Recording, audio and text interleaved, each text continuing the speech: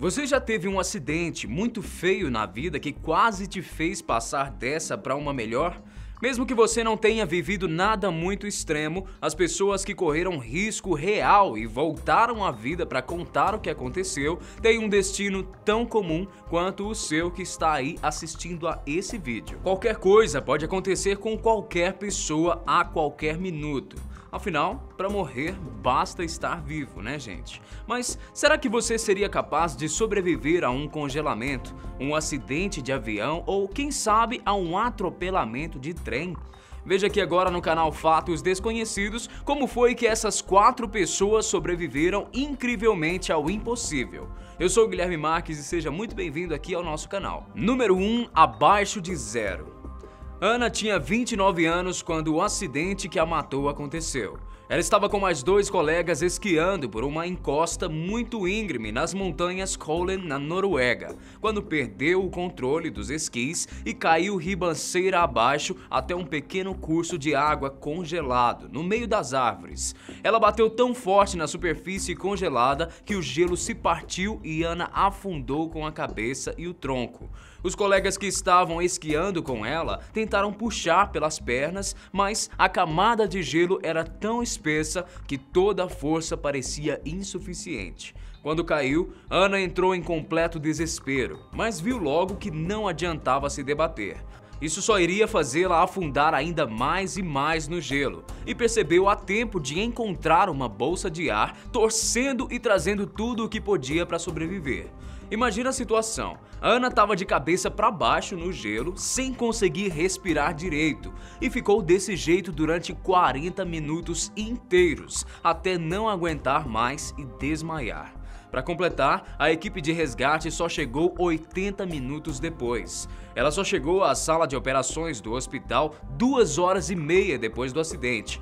Em outras palavras, quando ela finalmente chegou no hospital, já estava tecnicamente morta há bastante tempo.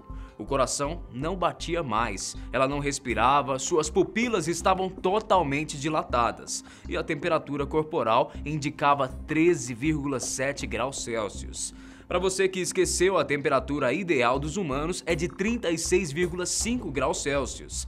Não tinha como Ana estar mais morta. Porém, os médicos não se convenceram disso até que a temperatura dela estivesse estabilizada. Eles apostaram que o cérebro dela ficou tão frio que desacelerou para evitar que o corpo sofresse.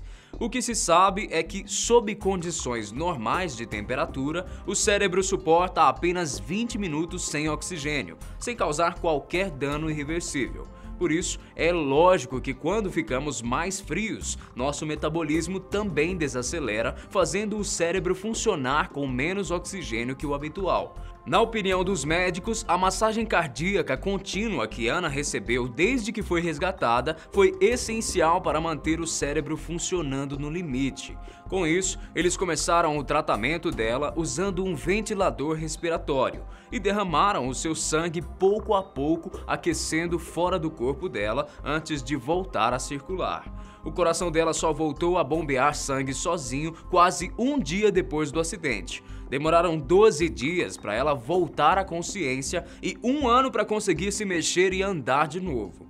O caso de Ana ficou famoso no mundo inteiro e ela está entre as pessoas que atingiram as menores temperaturas e conseguiram voltar à vida. Número 2, explosão no ar. E se você fosse a única pessoa que conseguisse sobreviver a um acidente de avião? Já pensou como seria a sua vida? Bem, Vesna Vulovic foi a única sobrevivente da explosão de um avião que levava 28 pessoas e despencou de mais de 10 mil metros de altura na Tchecoslováquia. Ela trabalhava como comissária de bordo da companhia Yugoslav Airlines e estava viajando em uma aeronave modelo DC-9, quando uma bomba plantada por um grupo político da Croácia partiu o avião em 2. Pelo menos essa é a versão oficial da história, porque existem aqueles que acreditam que, na verdade, o DC-9 da Yugoslav Airlines foi confundido com um avião inimigo e abatido por um caça da Força Aérea Tcheca.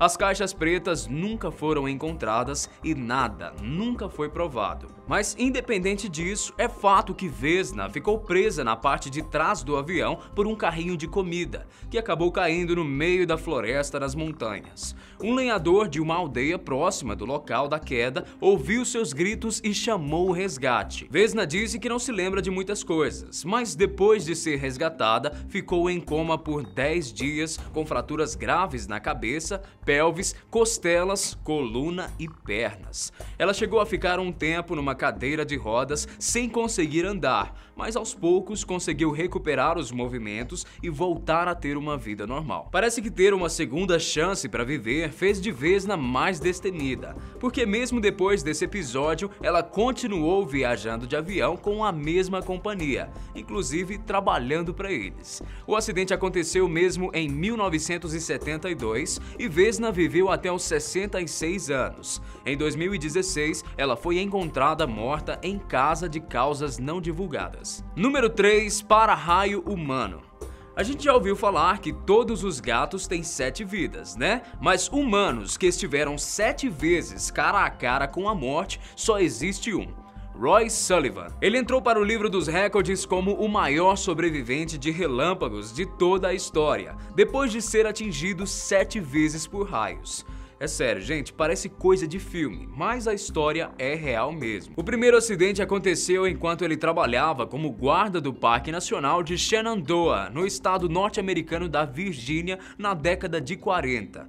Não haviam para-raios instalados no lugar, então as chances de alguém ser atingido durante uma tempestade eram grandes, e foi exatamente isso que aconteceu. Ao tentar correr para o abrigo, Roy foi atingido no pé e nas pernas, e disse que tinha até um buraco na sua bota. O segundo acidente aconteceu uns 30 anos depois, na década de 60, quando ele estava dirigindo um caminhão numa estrada bem arborizada nos acostamentos.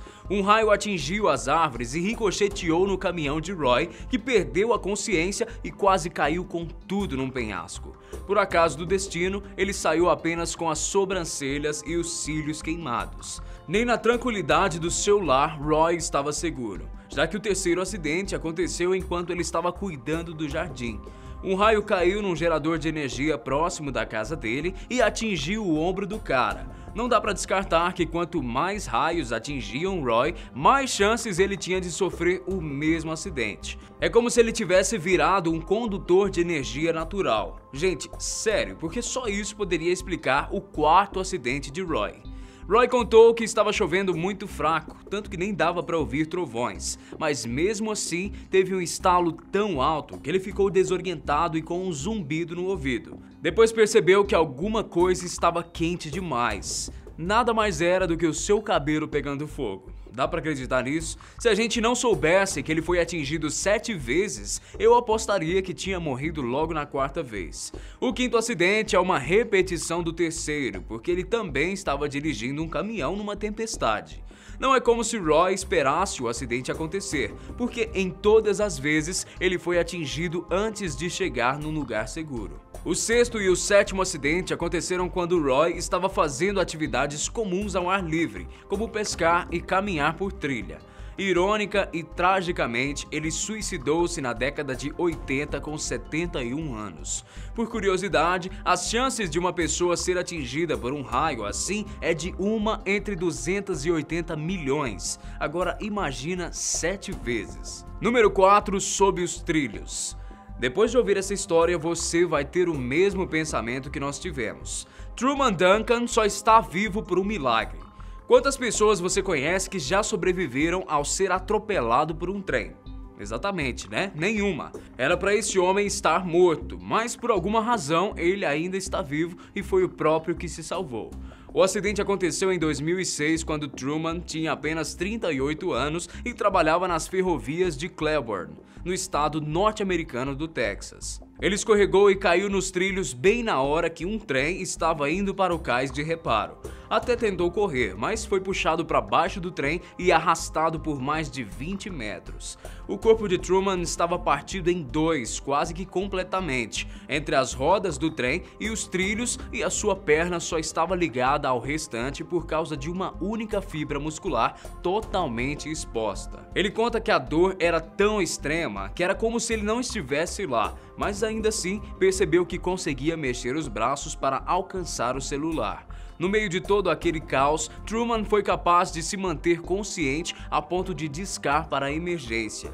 Quando as ambulâncias e os médicos chegaram, ficaram perplexos com o que viram. E antes de qualquer coisa, eles fizeram mais uma chamada. Dessa vez para que Truman falasse com a sua família. Era praticamente uma despedida, porque os riscos eram enormes.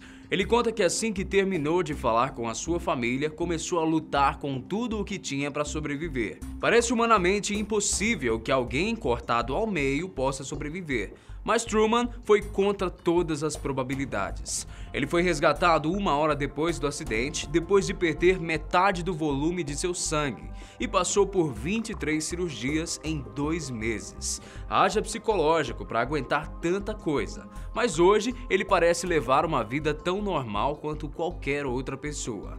Truman teve as 2 pernas amputadas, uma na altura do quadril e a outra acima do joelho, e garante que naquele dia houve mesmo um milagre. Impressionante, né? Conhece algum outro caso de sobrevivência tão impossíveis quanto os que mostramos na lista de hoje? Então aproveita os comentários aqui embaixo e conta pra gente, combinado? Grande abraço pra você e a gente se vê logo mais. Tchau!